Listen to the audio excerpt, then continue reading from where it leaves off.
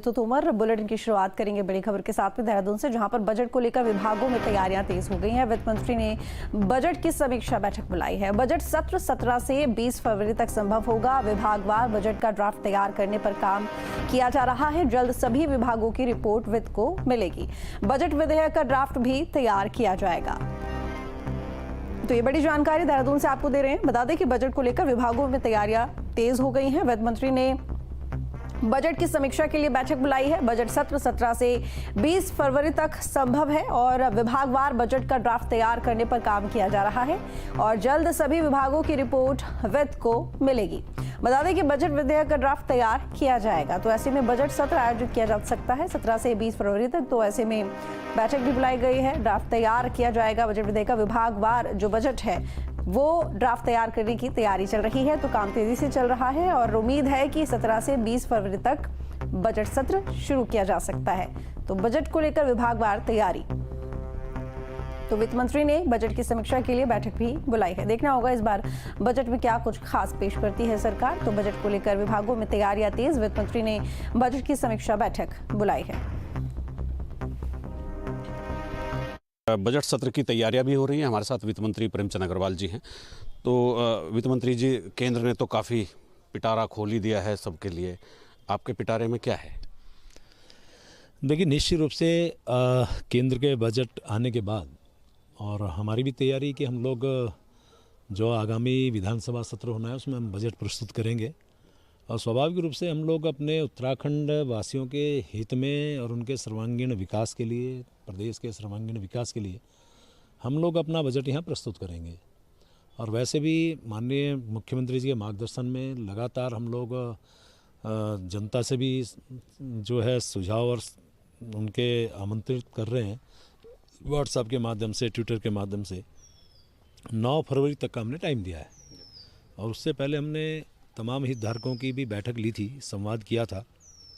उसमें सभी सेक्टर्स के लोग थे, उसमें चार्टर्ड अकाउंटेंट भी थे, तो महिला सशक्तिकरण की तरफ से हमारी बहनें भी थी और इधर व्यवसायी भी थे, तो उद्यान से संबंधित कृषक थे, तो कृषि से संबंधित कृषक थे, शिक्षाविद थे, तमाम लोगों के साथ। सत्र की टेंटेटिव डेट क्या हो सकती है? तो हम लोग सारे इसको संकलित करके एक अच्छा बजट यहाँ प्रस्तुत करेंगे और स्वाभाविक रूप से जिस प्रकार से लगातार चौथा बजट मैं प्रस्तुत करने जा रहा हूँ इस सरकार का, तो एक अच्छा बजट प्रस्तुत करने का हमारा प्रयास रहेगा। और माननीय प्रधानमंत्री जी के मार्गदर्शन में जिस प्रकार से आप जानते हैं कि हमारा एक मूल मंत्र है, सबका साथ, सबका विकास, सबका विश्वास, सबका प्रयास। और जो लास्ट टाइम हमने बजट दिया था उसमें हमने ज्ञान पे आधारित बजट दिया था, GYAN, और अभी भी केंद्र में भी लगभग उसी को फोकस किया। तो हमारा भी फोकस उसी पे है, क्योंकि माननीय प्रधानमंत्री जी ने कहा थे 4 सेक्टर, G फॉर गरीब, Y फॉर युवा, A फॉर अन्नदाता यानी किसान, N फॉर नारी। यदि हम इस 4 स्तंभों को हम लोग ठीक कर लेंगे तो हमारा सब कुछ अच्छा होगा। तो उसी दिशा में हम लोग इस बजट को लाने वाले हैं। टेंटेटिव डेट क्या हो सकती है विधानसभा सत्र?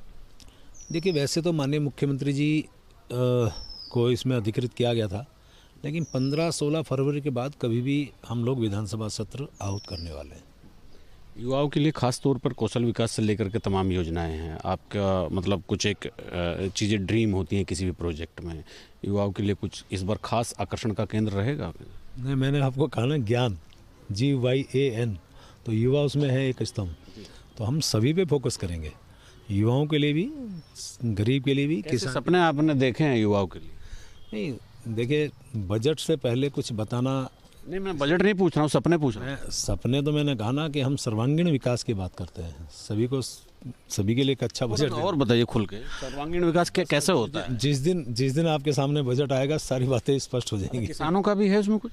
GYAN, G फॉर गरीब, गरीबों के लिए बता दीजिए क्या है? Y फॉर युवा, A फॉर अन्नदाता, N फॉर नारी। 4 स्तंभ में हम लोग काम करेंगे। गरीबों के लिए मतलब कुछ एक ऐसी योजना?